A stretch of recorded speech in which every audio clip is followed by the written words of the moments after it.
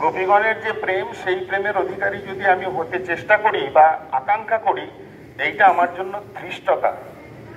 তাই তিনি বলছেন, যদি এই ব্রজের ধূলিকণা, যে ধূলিকণাতে গোপীগণের চরণ স্পর্শ হচ্ছে, সেই ধূলিকণাটা উড়ে যদি আমার গায়ে লাগে, সেই অবস্থা প্রাপ্ত যদি হতে পারি, সেই জন্য লতাগুল্ম যদি হতে পারি, তাহলে আমার এই জীবনটা চরম সার্থক। সেই আমরা দিব্যস্থানে এসেছি, দিব্যস্থান পরিভ্রমণ করছি।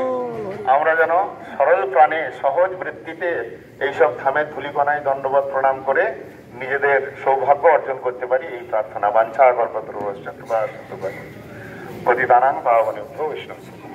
ভক্তগণ, এখন আমরা মঠে ফিরে যাব। সকলেই কেউ সময় নষ্ট করবেন না। আবার বিকেলবেলা 3:30টার সময় সকলে নাট্য মন্দিরে এসে যাবেন। যখন কীর্তন শুরু হয়, কিছুক্ষণ প্রশ্ন উত্তর হবে, তারপরে গুরুদেব ক্লাস নেবেন। হরে কৃষ্ণ, গৌর হরি বল। ওটা একবার জয়টা দিন গোপীনাথের, তারপরে জল খরচা।